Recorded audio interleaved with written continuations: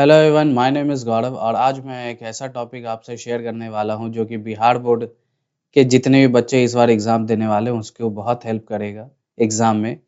और इस टॉपिक से लगभग क्वेश्चन हर साल पूछे ही जाते हैं। तो ये टॉपिक आपके लिए आर्टिकल्स और आर्टिकल्स में जैसा कि आपको पता है कि हम लोग 3 चीज़ों के बारे में पढ़ते हैं, ए, एन और द के बारे में। तो आज के इस वीडियो में हम लोग सिर्फ ए और एन के बारे में पढ़ेंगे। नेक्स्ट वीडियो में हम लोग समझेंगे कि द का यूज़ हम लोग कहाँ और कैसे करते हैं। तो चलिए वीडियो को शुरू करते हैं। तो सबसे पहला हमारे सामने सवाल आता है कि हम लोग ए और एन का यूज़ कहाँ पे करें, ठीक है? तो ए और एन का यूज़ हम लोग कहाँ पे करें, इसके लिए हमें 2 कंडीशन देखने होते हैं। जो भी वर्ड अगर दिया हुआ है, अगर वो वर्ड काउंटेबल है, काउंटेबल का मीन्स क्या है कि जैसे ये आपके सामने एक एप्पल है, तो आप इसे गिन पा रहे हो या नहीं? अगर आप गिन सकते हो इसे तो हम बोलेंगे काउंटेबल है ना? और आपके सामने बहुत सारे एप्पल हो, तो आप क्या बोलोगे कि ये 1 एप्पल है और ये 4 सेब हैं, है ना? 4 एप्पल्स हैं। तो आप इसे गिन पा रहे हो इसीलिए हम इसे क्या बोलेंगे काउंटेबल। तो अगर आपके सामने जो वर्ड दिया हुआ है उसे आप गिन सकते हो, तो आप उसे क्या बोलोगे? काउंटेबल है वो, ठीक है ना? वैसे ही अगर उसे नहीं गिना जा सकता है जैसे कि पानी है, तेल है, हवा है, इन चीज़ों को हम लोग नहीं गिन सकते, तो इसे हम लोग क्या बोलेंगे अनकाउंटेबल।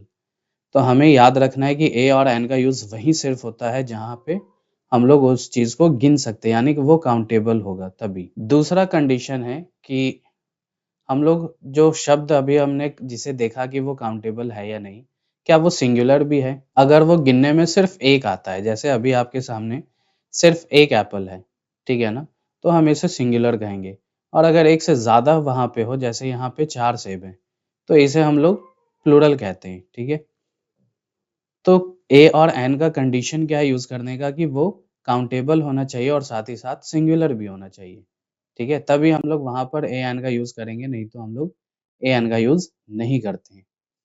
अब अगला सवाल आता है कि हम लोग कब ए का यूज़ करते हैं और कब एन का यूज़ करते हैं? आपको बचपन से पढ़ाया गया होगा कि जो वर्ड दिया हुआ है आपको, अगर उसका शुरुआत का letter A, E, I, O, you है, तो आप वहाँ पे एन लगाते हो और इस पाँचों को कहते क्या हैं, तो इसको हम लोग कहते हैं वॉवेल लेटर्स।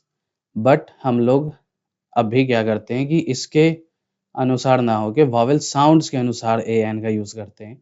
और वॉवेल साउंड्स क्या होते हैं, तो वही जो आपने बचपन में भी पढ़ा होगा आ, ई, ऊ, ए। तो जैसे यहाँ पे एक एग्ज़ाम्पल है कि एलिफेंट, तो अब इसको हम लोग पहले चेक करें कि हम हाथी को गिनते हैं या नहीं गिनते हैं। तो अगर हमें दिख रहा है 1 हाथी है, तो हम उसे गिन के बोलते हैं 1 है। अगर बहुत सारे होते हैं, तो गिनकर बता सकते हैं कि हाँ 10 है, 12 है। तो हम लोग गिन सकते हैं उसे यानी काउंटेबल है। और अभी यहाँ पे क्या है कि एलिफेंट लिखा हुआ है यानी एक ही की बात हो रही है। तो दोनों कंडीशन फुलफिल हो गया। अब इसको हम लोग पढ़ कर देखते हैं। तो पढ़ने में क्या है कि एलिफेंट, तो ये शुरू किससे हो रहा है? तो यही चीज़ हमें देखना है कि जो हम पढ़ रहे हैं उसको, उसकी शुरुआत किससे हो रही है? वॉवेल साउंड से हो रही है कि कॉन्सोनेंट साउंड से हो रही है? तो ए वॉवेल साउंड है इसीलिए हम लोग यहाँ पर एन का यूज़ करेंगे। अब है अगला आउल, ठीक है?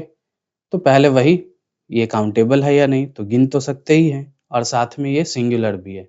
तो इसीलिए यहाँ पर ए एन का यूज़ होगा। अब है कि ए का होगा कि एन का यूज़ होगा, तो ये देखने के लिए इसको हम लोग पढ़ेंगे। तो क्या पढ़ते हैं? आउल, आ से शुरू हो रहा, वॉवेल साउंड है इसीलिए यहाँ भी हम लोग एन लिख सकते हैं। उसी तरीके से आप इसको देख लोगे इंडियन एंट्स। अब जैसे एंट्स हैं, ठीक है? तो एंट्स क्या है कि इसको भी आप चींटी को भी गिन सकते हो, लेकिन दिक्कत क्या है कि यहाँ पर एस लगा हुआ है। एस यानी कि अगर किसी भी नाउन में हम लोग एस या एस जोड़ देते हैं तो वो प्लूरल बन जाता है, यानी ये प्लूरल प्लूरल वर्ड है, इसीलिए यहाँ पर हमें ना ए लगाना है ना ही एन लगाना है। ऑरेंज आप चेक करके बना लेना, ठीक है ना? अब है एनसीसी ऑफिसर।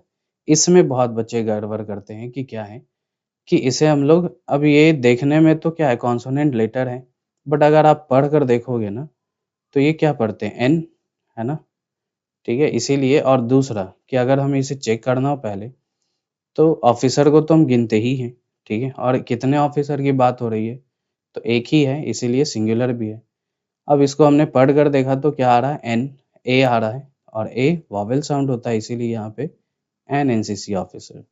वैसे ही एमपी है, यहाँ भी बहुत लोग कन्फ्यूज़्ड होते हैं, ठीक है? मेंबर ऑफ पार्लियामेंट, तो मेंबर को तो गिन ही सकते हैं, जब गिन पा रहे हैं और यहाँ सिंगुलर भी है, तो अब इसको पढ़कर देखेंगे कि पढ़ते क्या है, तो पढ़ते हैं इसको MP। तो शुरू किससे हो रहा है? वॉवेल साउंड से। तो यानी कि यहाँ भी हमें एन का यूज़ करना होगा। वैसे ही अगर कोई वॉवेल लेटर के अनुसार चलता है तो यहाँ पे क्या लगाएगा? ए लगा देगा। बट अगर हम पहला कंडीशन देखें दोनों का कि ये काउंटेबल है कि नहीं, तो यूरोपियन जैसे हम इंडियन कहते हैं यानी भारतीय कोई नागरिक होते हैं, नागरिक को तो गिन ही सकते हैं हम लोग। और दूसरा कि ये यूरोपियन लिखा हुआ है यानी कि एक ही की बात हो रही है। अब इसको हम लोग पढ़ कर देखेंगे तो यहाँ पर क्या आएगा? यूरोपियन। अब ये शुरू किससे हो रहा है? तो य से, है ना? यानी कि कॉन्सोनेंट साउंड, इसीलिए हमें सिर्फ यहाँ पर ए लगाना है, ठीक है?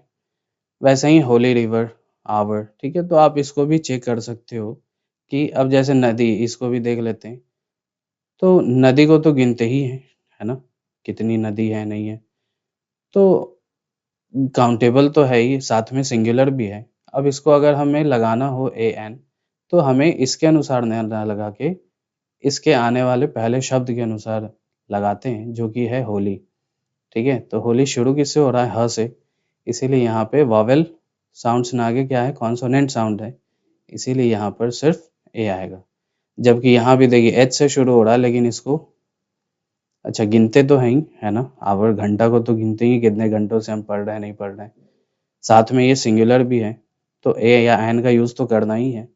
अब इसको पढ़ते क्या है? तो हम लोग बोलते हैं आवर। तो वॉवेल साउंड है, इसीलिए हम लोग यहाँ पर क्या लगाएँगे? एन आवर, ठीक है? वैसे ही यूनिवर्सिटी, तो अगर आप लेटर के हिसाब से जाओगे, तो वॉवेल लेटर है, तो यहाँ तो एन लगना चाहिए। बट पहला वही कंडीशन, 2 कंडीशन हमेशा आपको चेक करना है कि क्या हम लोग यूनिवर्सिटी को गिनते हैं? तो बिल्कुल गिनते हैं। बिहार में कितने यूनिवर्सिटीज़ हैं? पूछते ही हैं हम लोग।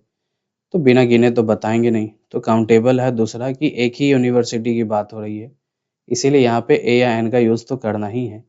अब इसको पढ़ कर देखेंगे तो पढ़ने में क्या आ रहा है? यूनिवर्सिटी, यानी य से शुरू हो रहा है और य क्या है? तो कॉन्सोनेंट साउंड है, इसीलिए हमें यहाँ पर ए लगाना होगा, ठीक है? तो ये चीज़ें आई होप कि क्लियर होंगी। वैसे ही अगर इंडियन को भी देखें तो हमने क्या बोला कि नागरिक को तो गिनते ही हैं, है ना?